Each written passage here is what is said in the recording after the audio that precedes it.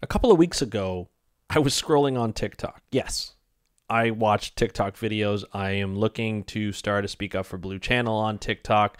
Just wanted to see if it was getting banned or not, but just keep an eye out for that. Anyway, I was on TikTok and I came across some videos one video that looked like there was a boat that was being chased by other boats. There was an Indigenous person that was being chased on that boat and by non-Indigenous fishermen, and they were talking about being harassed by non-Indigenous fishermen. I didn't see where it was from. It looked like it was in Canada. I wasn't sure if it was on the Pacific coast or on the Atlantic coast, but it was definitely concerning. I couldn't figure out where it was going. I tried to look up some news to see what was happening, what was the big conflict. I couldn't find it. This week, I started to see more and more videos pop up. There seems to be some protests. There seemed to be some conflict. The RCMP, which is the Canadian Police, the Royal Canadian Mounted Police, got involved. And it's a pretty big deal right now that needs to be addressed. And I'm going to talk about it on today's episode of the Speak Up for the Ocean Blue podcast. Let's start the show. Hey everybody, welcome back to another exciting episode of the Speak Up for the Ocean Blue podcast. I am your host, Andrew Lewin. Today we are talking about fishing conflicts and how they arise. And in this case, we're going to be looking at the east coast of Canada in Nova Scotia. There is a big conflict that's going on a lot of federal ports about lobster and crab fishing, from my understanding. Now, I have an email into somebody who knows more about this that can explain both sides of the situation, and I'm going to have them on probably next week, hopefully. We were going to arrange an interview this week, but I couldn't do it because there's a big storm hitting the coast of Nova Scotia, and the person that I was going to interview wanted a couple of days, obviously, to make sure that they get through the storm. So hopefully they stay safe. But we're going to talk hopefully for an episode for next week about more on how, like, the intricacies of what's happening in this situation. But today I want to give you a brief summary of what I understand is happening. It's based off of two articles on CBC News, and it's just interesting. There are some videos of some major conflict. Like I said at the beginning, I found these videos on TikTok. They're on Facebook as well. And it's essentially Indigenous fishermen and non-Indigenous fishermen yelling at each other for conflicts. And basically, people are not happy with each other. So this is going to be an interesting conversation. We talk a lot about Indigenous rights in Canada. We talk a lot about how they've been suppressed quite a bit. And now once they get some rights, now people are angry and they're talking about conservation. So we're going to talk about this. I'm going to try and keep it as unbiased as possible. Hopefully I give you all the correct information. That's the goal here. And I'll probably be corrected if I am not next week by the person that we have on, so we can get the full story. So according to these articles, essentially what happened is back in 1999, there was a pretty big court ruling. The court ruled that a person by the name of, Indigenous person by the name of Donald Marshall Jr., it was a Supreme Court ruling. Essentially, he was charged with fishing eels outside of the Department of Fisheries and Oceans, DFO, regulated season, was justified in doing so. So he was actually found that he was not guilty under the 1960s Peace and Friendship Treaties, which is an Indigenous treaty with the government saying that they have certain rights. Now, it's been 21 years since the Marshall decision, and there is still a lot of emotion. Now, what's happened is there are some coastal communities, Indigenous communities, that have been fishing for those 21 years. They have the right to fish, I believe, whenever they would like. There is no specific season. They can fish out of season, and that shouldn't be a problem. Now, this time around, it's a little different. There's some Mi'kmaq fishermen, fishing community or fishermen who are located more inland and traditionally have not been seagoing tribes, seagoing Indigenous folk, and so they now have licenses and they've started a fishery. According to the videos, and I can't confirm this, they have about 50 pots shared with them all. The government has said it's okay. They're legally allowed to fish. So they're allowed to be on the water. They're allowed to fish for crab and lobster. It seems like all season long.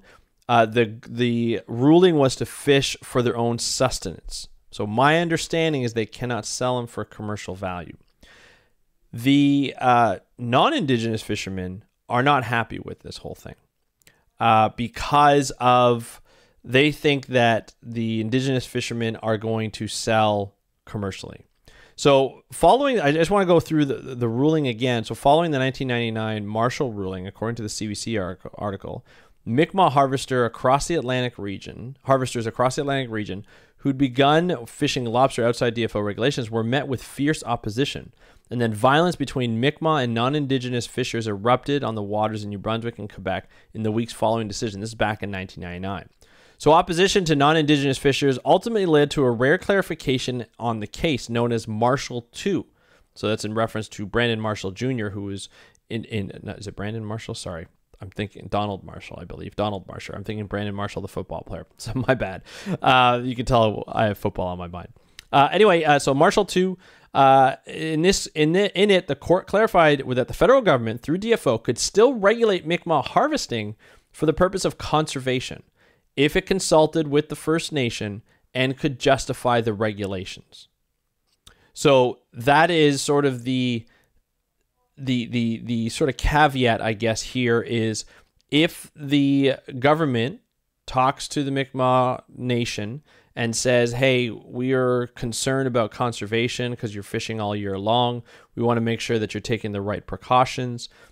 You know, here's what we propose. Let's talk about this. Let's compromise on this. And then they would go back and forth with that said, right?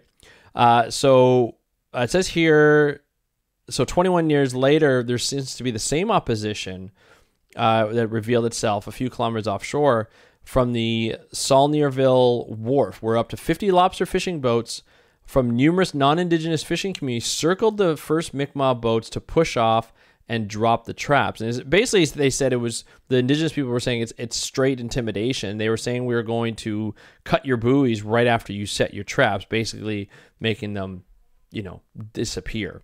They'll never be able to retrieve those pots. So this is where the video started to come out. There were protests. The Mi'kmaq Nation decided to have some protests along and block fishermen from being on the wharf, specific federal ports. So that was a big problem. And it says here, according to Sepnikaktik officials, I apologize if I didn't pronounce that properly, the band has been unable to find common ground in recent discussions with DFO on the definition of moderate livelihood. So here's where it gets tricky. We talk about moderate livelihood. So you can have it for sustenance and you can sell for a little bit, but you can't go full-blown commercial. And so that's where I feel like the law becomes a little bit more subjective in who's defining that law. The non-Indigenous people, like I mentioned earlier, said that it looks like they're starting a commercial fish. The Indigenous people are starting a commercial fishery. And the Indigenous people are saying, look, we're making this livelihood. This is what we want to do. This is what we decide to do. They could say we have the right to do it, which they do. And so there's really nothing it can do. DFO Minister Bernadette Jordan extended an invitation to Indigenous leadership and industry relationship or leadership, which is the non-Indigenous people, to meet with her and find a peaceful resolution on the water. Because obviously the biggest thing that they're worried and the RCMP is worried about is they don't want to hurt each other. Protests are protests and people have the right to protest. What they don't want is some aggressive behavior that we've been seeing in the videos on the water where, they're crossing in front. There have been sort of stories and accusations of, people firing flares across the bows of other boats, which is quite dangerous. So there've been a lot of dangers going on. And so it all comes down to what is in the law and the type of wording that has been used in the law. So it's not an easy thing to solve, and definitely I can't provide enough information for you to sort of make that kind of decision. What I can say is that these videos show that, and the law shows that the Mi'kmaq people have a right to fish. How they fish and how they sell that product, that will be the major difference.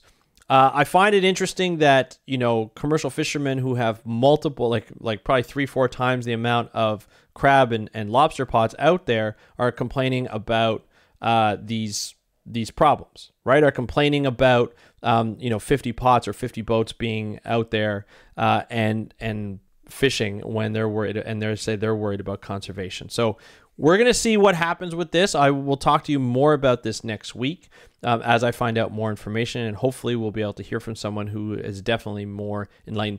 The other thing that's interesting too is that because Mi'kmaq lobster fishing and crab fishing is just beginning, non-Indigenous fishers are worried that they don't know enough about it. So we're going to find out what they know about it and what they don't know about it. They're worried that, the traps they set can lead to entanglement. So there's definitely some concerns on both sides, and maybe some training isn't necessary on both sides. But I'd love to hear what you think of the situation. Do you have any more information on that? Love to hear from you. Go to the Speak Up for Blue Facebook group at speakupforblue.com/group and answer the question. What do you think about this situation? Do you think that there should be a happy medium? Do you think that the First Nations, the Indigenous people have a right to fish in there? And do you think that they should be worried about conservation? Because traditionally they have been pretty good with conservation. Actually, we can learn a lot from Indigenous people about conservation. So anyway, thank you so much for listening to the Speak Up for the Ocean Blue podcast. Sorry about this episode. I was hoping to provide more information, but this is all the information that I could find. But you've been listening to the Speak Up for the Ocean Blue podcast. I'm your host, Andrew Lewin. Hopefully with some more information next time. Thank you so much for listening. I look forward to hearing from you, and I'll talk to you on Friday, and happy conservation.